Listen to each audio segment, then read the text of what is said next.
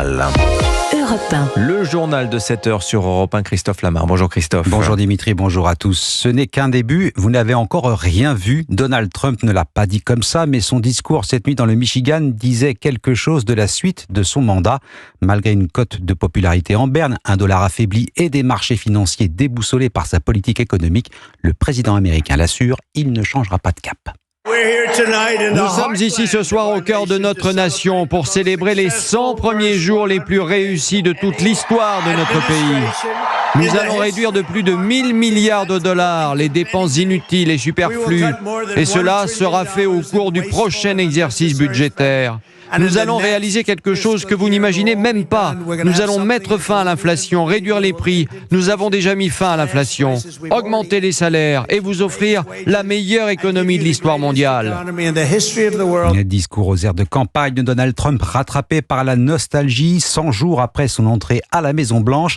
Le président américain n'a pas vraiment décidé à infléchir sa politique économique. C'est ce que l'on va voir avec vous, Baptiste Morin. Bonjour. Bonjour Christophe, bonjour à tous. Chef du service économie d'Europe 1 en direct. Entre ce que dit Donald Trump et la réalité des actes, il y a quand même une marge. Oui, il y a le Donald Trump triomphant, intrépide face à ses soutiens, et puis celui plus pragmatique en coulisses. C'était le cas encore cette nuit. Juste avant ce meeting donc dans le Michigan, le président américain a signé un nouveau décret, cette fois-ci pour alléger la facture des constructeurs automobiles. Plus question d'accumuler les droits de douane de 25% sur les voitures et de 25% sur l'acier et l'aluminium. Les constructeurs recevront également des aides pouvant aller jusqu'à 15% de la valeur des véhicules assemblés aux États-Unis. Comme à son habitude, après avoir frappé très fort, Donald Trump ajuste le tir.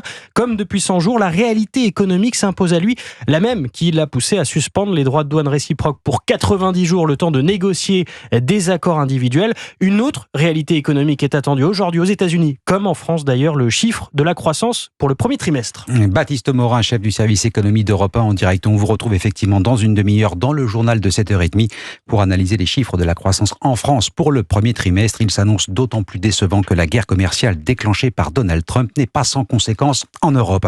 Toujours pas la moindre piste en Espagne, 48 heures après la méga coupure de courant qui a paralysé le pays.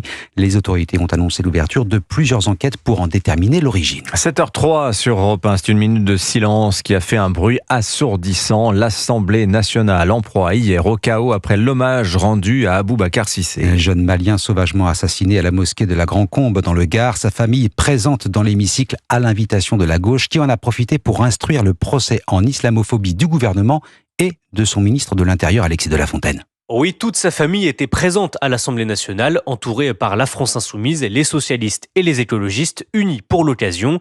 La gauche était déterminée à montrer devant les caméras cette famille endeuillée qui accuse Bruno Retailleau de les avoir boycottés.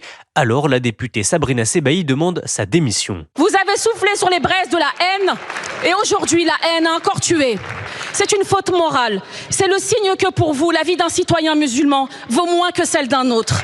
Bruno Retailleau a immédiatement réagi. Je n'ai reçu aucune demande de rencontre de leur part. Le ministre de l'Intérieur a ensuite lancé sa riposte contre la France insoumise. C'est vous qui avez l'indignation sélective. Lorsque dans une église à Nice, il y a quelques années, il y avait eu 3 morts, y a-t-il eu un seul rassemblement des insoumis? Avez-vous parlé de christianophobie? Non, bien entendu. Même le recteur de la mosquée de Nîmes dénonce la récupération politique de ce drame par la France insoumise. Alexis de la Fontaine du service politique d'Europe 1. Le ministre de l'Intérieur bien décidé à obtenir la dissolution de la Jeune Garde, groupuscule antifasciste créé par le député La France insoumise et fiché S Raphaël Arnaud. Procédure engagée dans les heures à venir et qui pourrait bénéficier cette fois au ministre Bruno Retailleau, candidat à la présidence des Républicains. Maï-Hélène Trémollet. Dans un hémicycle plein, le ministre de l'Intérieur se lève et annonce en quelques mots engager la dissolution de la Jeune Garde devant son fondateur Raphaël Arnaud. Nous ne pouvons dissoudre que lorsque nous avons des faits, que lorsqu'il y a un dossier qui est établi. La procédure contradictoire contre la Jeune Garde, qui doit amener, je l'espère, à cette dissolution, sera engagée. Il faut dire que la course à la présidence des Républicains touche bientôt à sa fin et qu'au fil des jours, l'affrontement indirect entre Laurent Wauquiez et le ministre vendéen s'intensifie. Alors pour Bruno Retailleau, dissoudre l'organisation d'extrême gauche est avant tout une occasion de reprendre la main, selon un proche qui insiste. Ça montre qu'il agit là où il peut agir et qu'il obtient des résultats.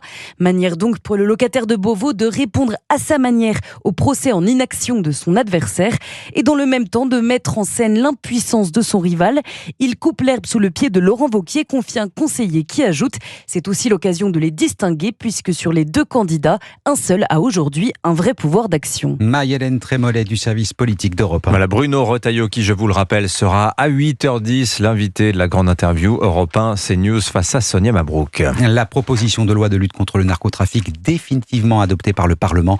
Le texte prévoit la création d'un parquet dédié, le gel des avoirs des narcotrafiquants. Il étend également les pouvoirs des services de renseignement en matière de lutte contre le narcotrafic. À propos de police, cette information, Europe 1 a choisi le roi près de Paris. Un violeur en série a été interpellé et aussitôt placé en détention provisoire. L'homme est soupçonné de plusieurs agressions commises dans le parc de cette ville de la région parisienne, William Molinier. Oui, la PJ a même fait une demande de recoupement à l'ensemble de ses services pour identifier des modes opératoires similaires. À chaque fois, l'homme surprenait ses victimes dans leur dos, les bousculait pour les faire chuter tout en mettant une main sur la bouche pour les empêcher de crier.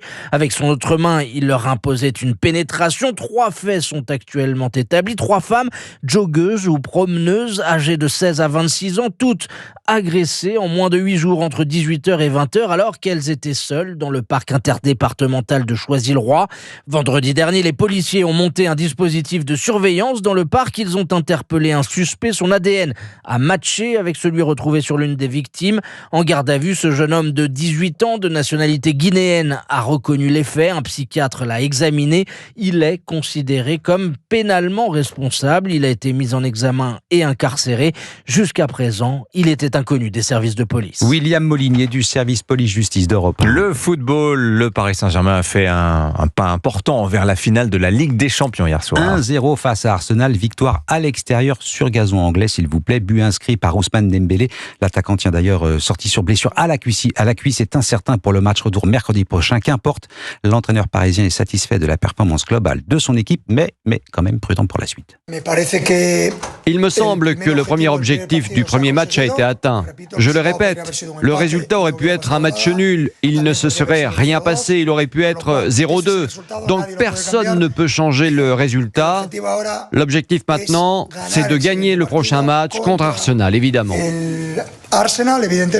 Et évidemment, l'entraîneur parisien Luis Enrique sur Canal+ hier soir, la suite de ces demi-finales aller avec Barcelone-Inter Milan ce soir à 21h et à suivre bien sûr sur Canal+. Merci Christophe Lamar, c'était votre journal. Il est 7h08 sur Europe 1 à suivre l'édito éco. On va parler ce matin de l'encadrement des loyers, c'est-à-dire leur plafonnement au nom du pouvoir d'achat. 69 000 l'appliquent aujourd'hui en France, notamment Paris. Alors est-ce que c'est vraiment un cadeau fait aux locataires ? Est-ce ainsi que l'on rendra le logement plus abordable ? On verra cela avec Olivier Babot dans 10 minutes.